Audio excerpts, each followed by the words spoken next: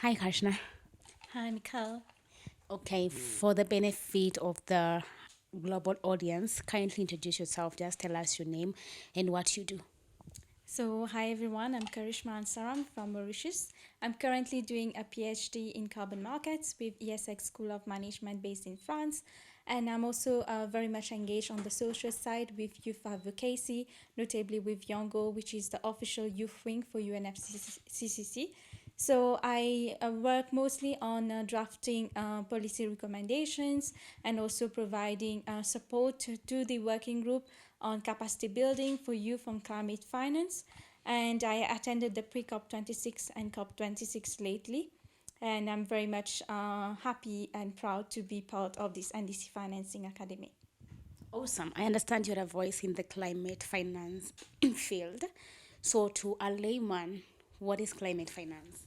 So, climate finance by itself does not have a standard definition by now.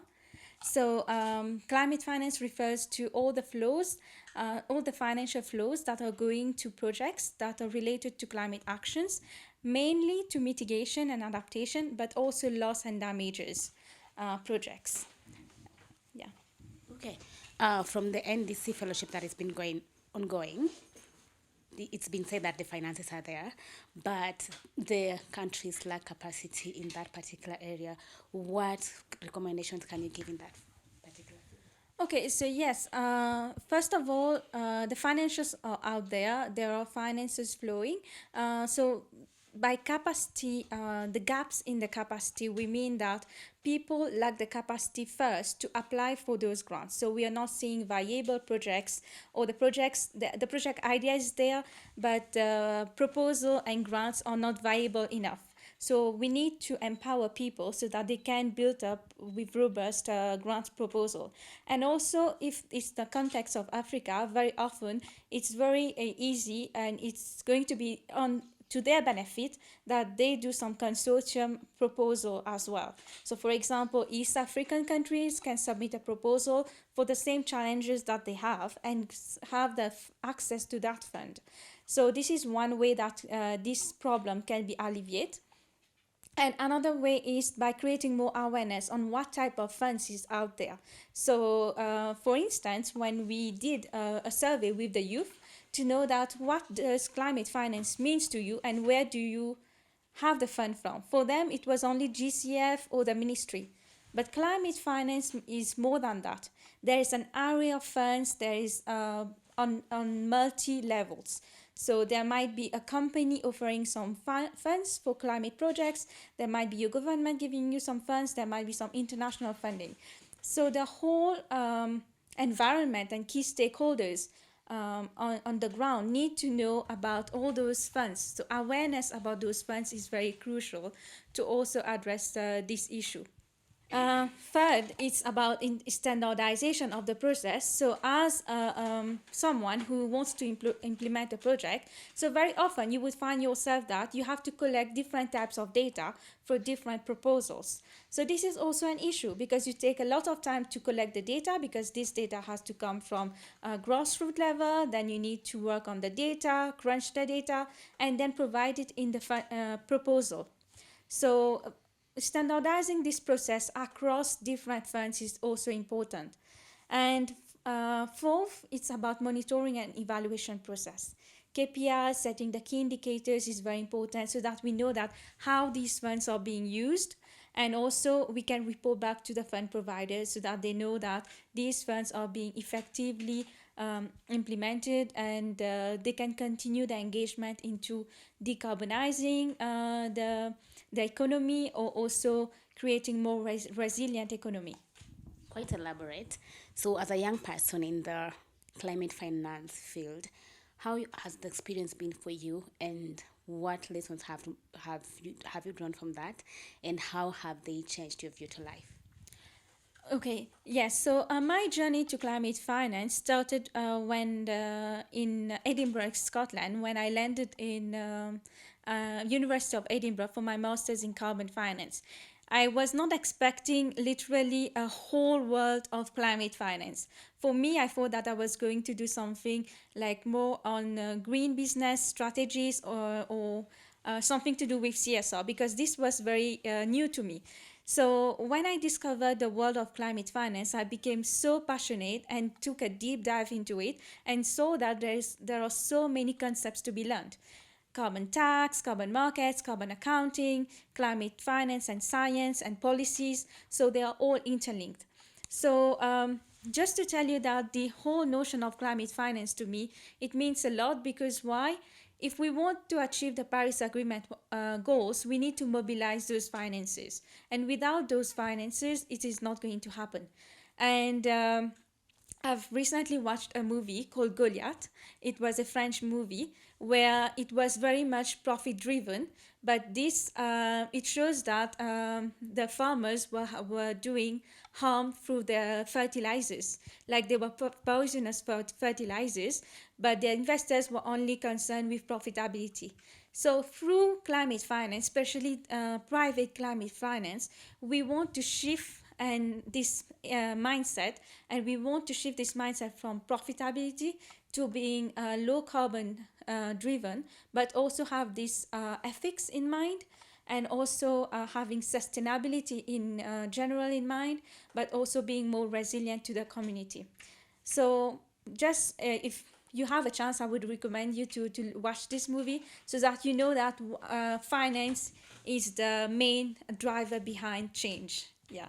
Okay, I'm definitely going to look for Goliath, the movie. Yeah, and you're from Mauritius. Mind tell us that beautiful thing about Mauritius, and that thing that if you're given a chance today to change, you would change about Mauritius. I think if I was given a chance to change, it would be more about awareness amongst people. That was climate change, and also about finance. Why? Because in the past couple of months, Mauritius has been victim of many flash floods. Like there is torrential rain for 1 or 2 hours, and you can see flash floods nearly in each part of the country. So I think people need this awareness that through finance they can protect themselves. For example, they need to take the proper house insurance against natural disasters. This is one. And secondly, they need to be able to make themselves more resilient. For example, the farmers needs to know about the seasons and do smart agriculture so that their crops would not be damaged every time. Or look into investing into aquaculture so that every time their crops are not damaged. So we need capacity building and awareness in Mauritius at all levels so that we can adapt to those natural disasters that we keep facing. And that beautiful thing about Mauritius. One beautiful thing about Mauritius is, I think, it's in the diversity of people that we have. We have people from different culture and different knowledge and practices that can come together and provide a better environment, because there is so much know-how and ancient practices that we need to restore from the different religions, that we can continue this practice and go back to old days where we were doing less harm to the environment. Also, as a young person in Africa, where do you envision Africa in the next 10 years? A good question. As a young person, I always say that Africa is a young continent.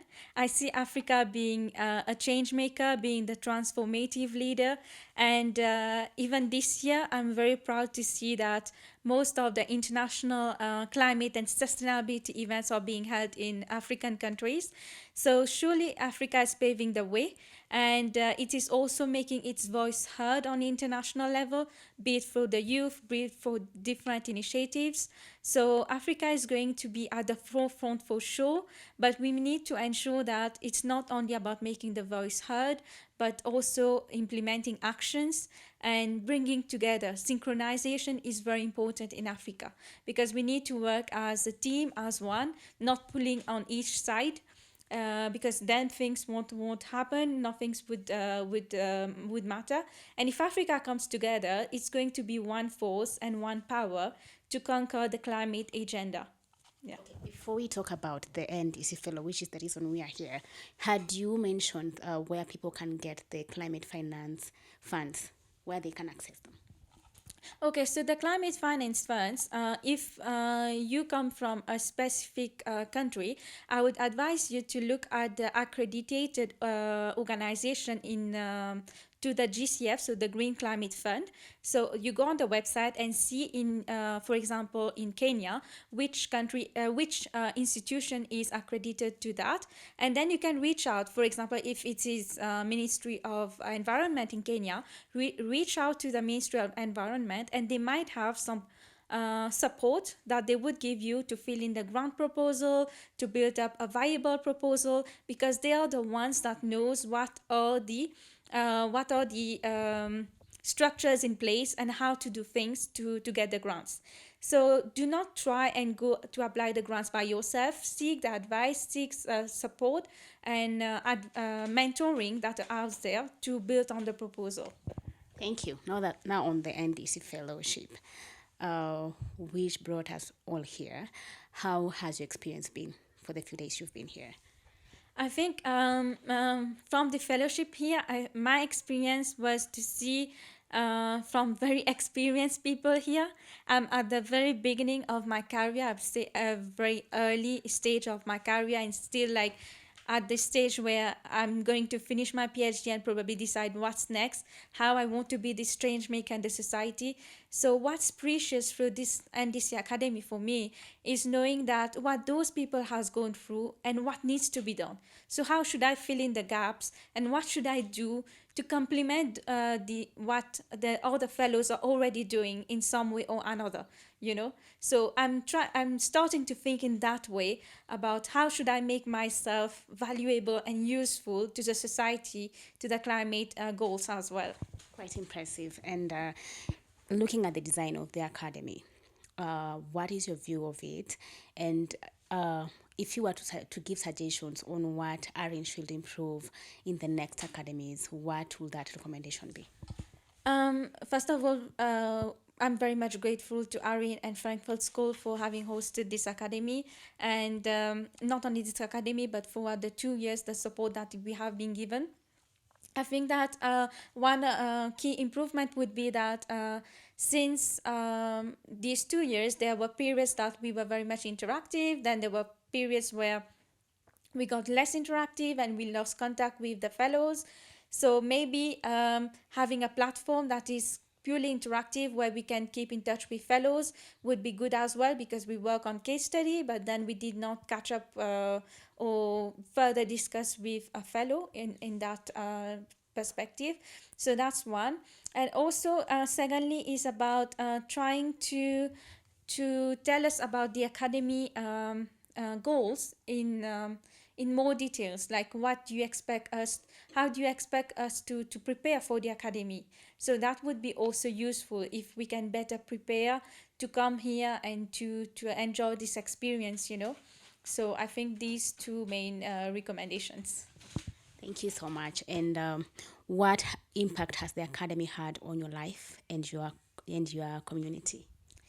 First, a very first impact I already mentioned is about the change in mindset and this eagerness to decide about what should I do next to make a change.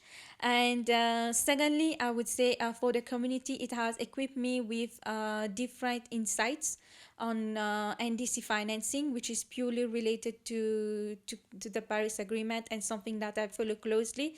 So now I expect that whatever learnings I have from here to connect with leaders in my country and to discuss with them about how I can support in the run-up to COP27, and to see how we can further expand on my learnings from here, and also to contribute to my country, because NDC financing is something very niche, and climate finance is something very niche as well in Mauritius so far.